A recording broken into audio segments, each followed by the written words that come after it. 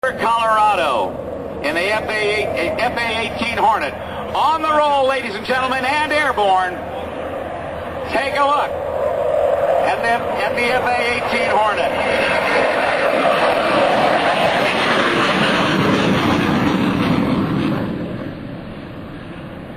Pitch it up, climbing almost 70 degrees to the vertical and rolling over.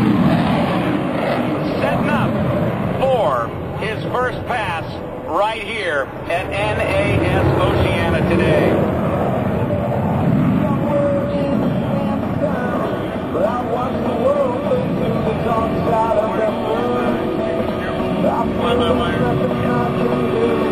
Now he'll be coming through from the right.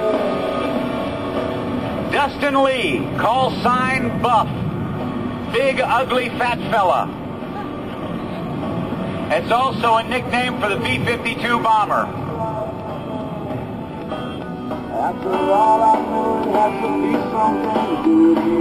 Low and to the right, setting up for a high-speed pass. With a maximum speed of nearly 2 times the speed of sound, or Mach 2, coming through at just under the speed of sound. Here comes Dustin Lee.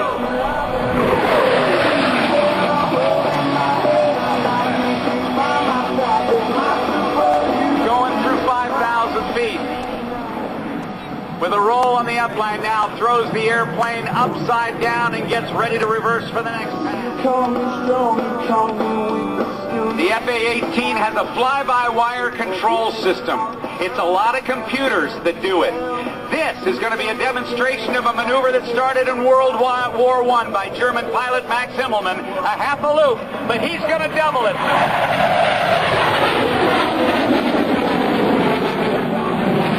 With about a 5-speed pull across the pole up there, he's to 6,000 feet. He'll roll the aircraft upright and pull again, doing a double Himmelmann. Look at the power from these two General Electric F404 turbofan engines, each of which is generating nearly 21,000 pounds of thrust. Out of sight, but not out of mind.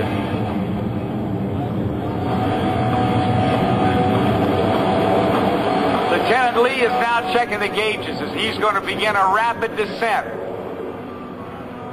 With a vertical roll on the down line, he's going to pull out to the back course and set up for the minimum radius turn, I believe, is going to be next.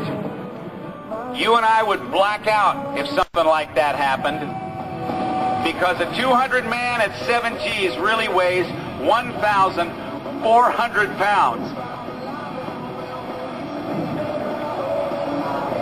Now, the minimum turn. Watch him pull hard. The minimum radius, green signal.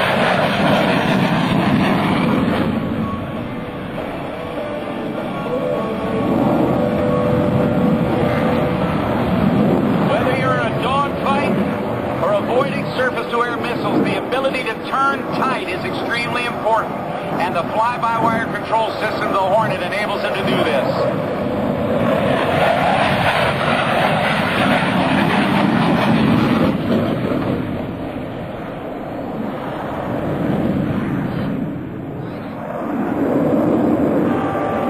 Airplane fully loaded with fuel and bombs weighs about 56,000 pounds. You're looking at the ball with the flaps extended off the backs of the wings, the landing gear extended, and the tail hook down. If you look carefully, you'll be able to see that tail hook. It's designed to catch one of 4 wires or steel cables that are stretched across the deck of the aircraft carrier. You can't see the cable. See the hook down. Pretty soon, Buff will reach up, pull the tail hook up, pull the gear flaps up, and accelerate out. With the power.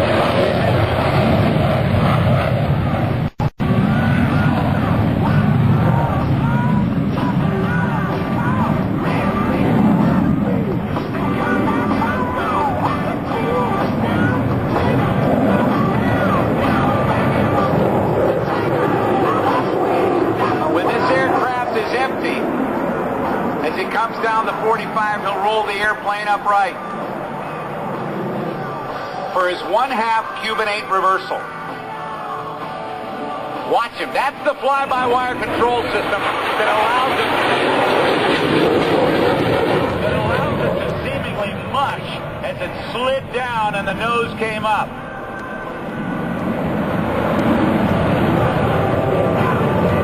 He's repositioning to do what is called the pitch rate. The awesome arsenal of air-to-air weapons that make the F-A-18 a first-class fighter that is feared worldwide.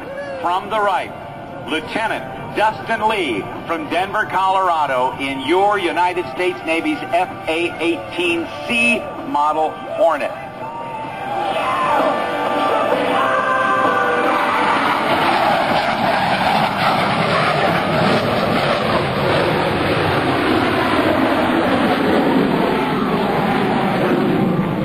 How about that? Dustin Lee, give him a round of applause.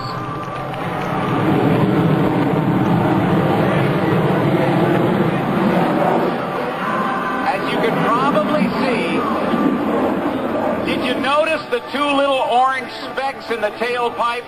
That means that the afterburners were going. Raw jet fuel poured into the exhaust, uses fuel at a very high rate that really gives it an amazing amount of extra power and acceleration to either get into a fight or get out. The fly-by-wire control system that I've mentioned is extremely important in this next demonstration. From the left, Dustin Lee is slowing the aircraft to about 140 miles per hour. He's going to demonstrate what they call the high alpha pass.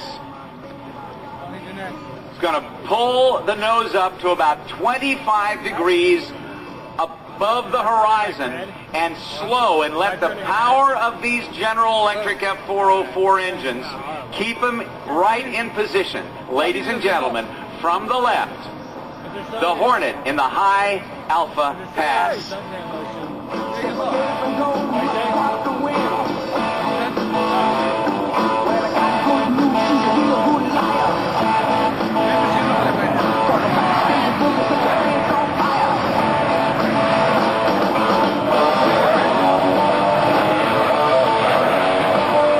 Now watch him apply the power.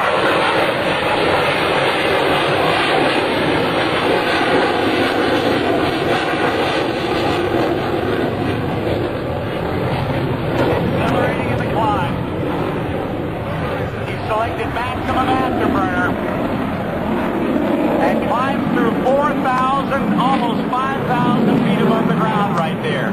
Coming down to 45 with a 1/2 Cuban 8 reversal, he'll throw the stick to the left with a 1/2 roll and reposition at show center. Here comes Kent Shockley in the Peterbilt jet truck.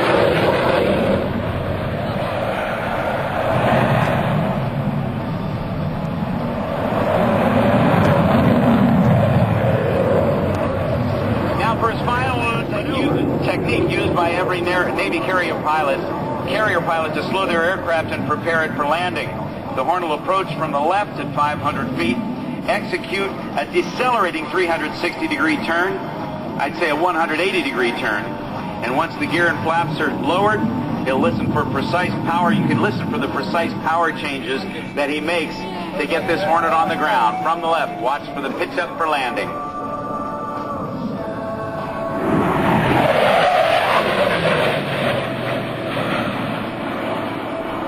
Slowing down now from about 500 miles per hour. He'll slow down to about, 200 knots, which is about 230 miles military power to accelerate away in case there is a bolter, in case that hook doesn't catch one of the wires. The pilot's looking for a 3-wire, and he's setting up right now for his carrier approach to landing. Listen to the power changes. You can hear him. Very, very gentle. Touch and go coming. He's going to go on around. Watch him. Throttle comes forward.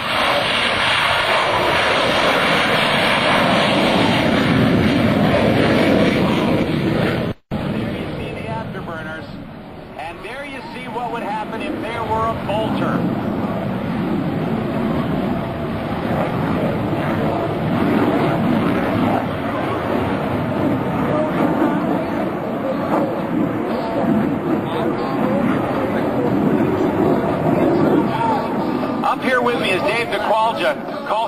carrier at night? Well, landing on the aircraft carrier at night is one of the hardest things that naval aviators do, but it's one of the most challenging. You say it's one of the most challenging yet rewarding things? Yeah, it's definitely one of the hardest things to do, but it's very challenging when you do it right. And it's just a testimony to all the great pilots we have in the Navy that we're able to do it safely every day and every night. Well, I tell you, we appreciate your service and the service of every man and woman in uniform here on NAS Oceana's base today. Thank you for your service. Ladies and gentlemen, let's give all the men and women of the United States Navy, Air Force, Army, Marines, and Coast Guard a great round of applause.